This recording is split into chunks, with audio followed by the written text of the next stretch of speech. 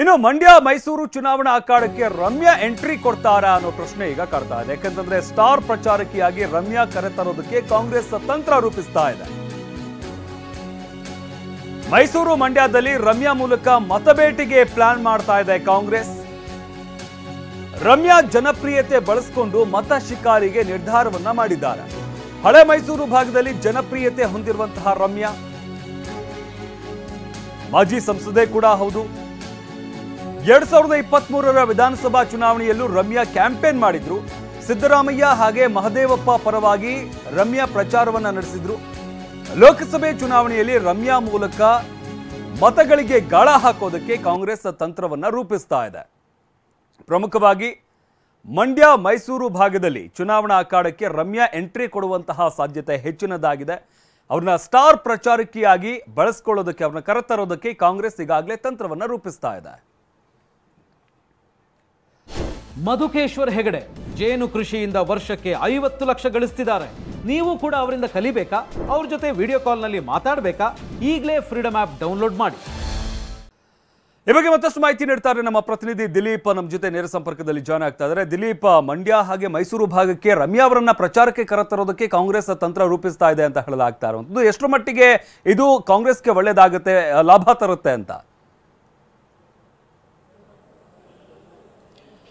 ಖಂಡಿತವಾಗ್ಲೂ ಶಮಂತ್, ಏನಂತಂದ್ರೆ ಬಿಜೆಪಿ ಮತ್ತೆ JDS ತಂತ್ರಗಾರಿಕೆ ಏನಿದೆ ಆ ಒಂದು ತಂತ್ರಕ್ಕೆ ಪ್ರತಿತಂತ್ರ ರೂಪಿಸುವಲ್ಲಿ ಕಾಂಗ್ರೆಸ್ ಈಗ ಸಜ್ಜಾಗ್ತಾ ಇರುವಂಥದ್ದು. ಯಾಕಂದ್ರೆ ಮೈಸೂರಿನಲ್ಲಿ ಯದುವೀರ್ ಅವರನ್ನ ಮಣಿಸಲಿಕ್ಕೆ ಈಗಾಗಲೇ ಒಂದಷ್ಟು ಅಸ್ತ್ರಗಳನ್ನ ಪ್ರಯೋಗ ಮಾಡ್ತಾ ಇರುವಂಥದ್ದು. ಒಕ್ಕಲಿಗ ಅಸ್ತ್ರ ಆಗಿರ್ಬೋದು, ಅದೇ ರೀತಿ ಅಹಿಂದ ಅಸ್ತ್ರ ಆಗಿರ್ಬೋದು. ಈ ಎಲ್ಲ ಅಸ್ತ್ರಗಳ ನಡುವೆ ಜೊತೆಗೆ ಈಗ ಸ್ಟಾರ್ ಪ್ರಚಾರಕಿಯಾಗಿ ರಮ್ಯಾ ಅವ್ರನ್ನ ಕೂಡ ಕಣಕ್ಕೆ ತರುವಂಥ ಪ್ರಯತ್ನ ಕೂಡ ನಡೀತಾ ಇರುವಂಥದ್ದು. ಯಾಕಂದರೆ ರಮ್ಯಾ ಅವ್ರಿಗೆ ಅವ್ರದ್ದೇ ಆದಂಥ ಅಭಿಮಾನಿ ಬಳಗ ಇದೆ, ಸಾಕಷ್ಟು ಪಾಪ್ಯುಲಾರಿಟಿ ಇದೆ.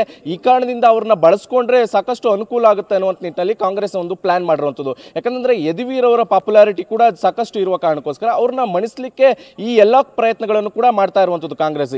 ಈಗಾಗಲೇ ಅವರು ಸಂಸದರಾಗಿದ್ದಾರೆ, ಮೈಸೂರು ಭಾಗದಲ್ಲಿ ಓಡಾಟ ನಡೆಸಿದ್ದಾರೆ. ಮೈಸೂರು ಭಾಗದಲ್ಲೂ ಕೂಡ ಕಳೆದ ಚುನಾವಣೆ ಸಂದರ್ಭದಲ್ಲಿ ಕೂಡ ಅವ್ರನ್ನ ಸ್ಟಾರ್ ಪ್ರಚಾರಕ್ಕಾಗಿ ಬಳಕೆ ಮಾಡಿಕೊಂಡಿದ್ರು. ಇಲ್ಲೂ ಕೂಡ ಅವ್ರಿಗೆ ಹೆಲ್ಪ್ ಆಗಿತ್ತು. ಆ ಕಾರಣದಿಂದಾಗಿ ಈ ಒಂದು ಚುನಾವಣೆಯಲ್ಲೂ ಕೂಡ ಅವರನ್ನ ಏನು ಸ್ಟಾರ್ ಪ್ರಚಾರಕಿಯಾಗಿ ಬಳಸ್ಕೊಂಡ್ರೆ ಅನುಕೂಲ ಆಗುತ್ತೆ ಅನ್ನುವಂಥ ನಿಟ್ಟಿನಲ್ಲಿ ಈಗ ಆ ಒಂದು ಚರ್ಚೆ ನಡೀತಾ ಇರುವಂಥದ್ದು. ಈ ಕಾರಣಕ್ಕೋಸ್ಕರ ಮಂಡ್ಯ ಮತ್ತೆ ಮೈಸೂರು ಭಾಗದಲ್ಲಿ ಅವ್ರನ್ನ ಹೆಚ್ಚಾಗಿ ಪ್ರಚಾರಕ್ಕೆ ಬಳಸ್ಕೊಳ್ಬೇಕು ಅನ್ನುವಂಥ ನಿಟ್ಟಿನಲ್ಲಿ ಕಾರ್ಯತಂತ್ರ ರೂಪಿಸ್ತಾ ಇರುವಂಥದ್ದು. ಈಗ ಒಂದೆರಡು ದಿನಗಳಲ್ಲಿ ಕೂಡ ಇದು ಫೈನಲ್ ಆಗುತ್ತೆ. ಯಾಕಂದ್ರೆ ಅವರ ದಿನಾಂಕ ನಿಗದಿಯಾಗುತ್ತೆ. ಈಗಾಗಲೇ ಸಿದ್ದರಾಮಯ್ಯನವರು ಇವತ್ತು ಕೂಡ ಮೈಸೂರಿಗೆ ಬರ್ತಾ ಇದ್ದಾರೆ. ಈ ಒಂದು ಮೈಸೂರಿಗೆ ಬಂದಂಥ ಸಂದರ್ಭದಲ್ಲಿ ಈ ಎಲ್ಲ ಕೂಡ ಚರ್ಚೆ ಆಗುತ್ತೆ. ಸ್ಟಾರ್ ಪ್ರಚಾರಕಿಯಾಗಿ ರಮ್ಯಾ ಅವರು ಬಂದ್ರೆ ಎಷ್ಟು ಮಟ್ಟಿಗೆ ಅನುಕೂಲ ಆಗುತ್ತೆ, ಮತ್ತೆ ಒಂದು ವೇಳೆ ಮಂಡ್ಯದಲ್ಲಿ ನಿಖಿಲ್ ಕುಮಾರಸ್ವಾಮಿ ಅಥವಾ ಕುಮಾರಸ್ವಾಮಿ ಅವರು ಸ್ಪರ್ಧೆ ಮಾಡಿದ್ರೆ ಅವರ ವಿರುದ್ಧ ಕೂಡ ಒಂದು ಅಭ್ಯರ್ಥಿಯಾಗಿರುವಂಥ ಸಿನಿಮಾ ಕ್ಷೇತ್ರದಿಂದ ಬಂದಂಥವರ ಸ್ಟಾರ್ ಪ್ರಚಾರಕಿಯಾಗಿ ರಮ್ಯಾ ಅವ್ರನ್ನ ಬಳಸ್ಕೊಂಡ್ರೆ ಹೆಚ್ಚಿನಾಗಿ ಲಾಭ ಆಗುತ್ತೆ. ಅದೇ ರೀತಿ ಯದುವೀರ್ ಅವರ ವಿರುದ್ಧ ಕೂಡ ಪ್ರಚಾರಕ್ಕೆ ಹೆಚ್ಚು ಮನ್ನಣೆ ಸಿಗುತ್ತೆ ಅನ್ನುವಂಥ ಕಾರಣಕ್ಕೋಸ್ಕರ ಈಗಾಗಲೇ ರಮ್ಯಾ ಅವ್ರನ್ನ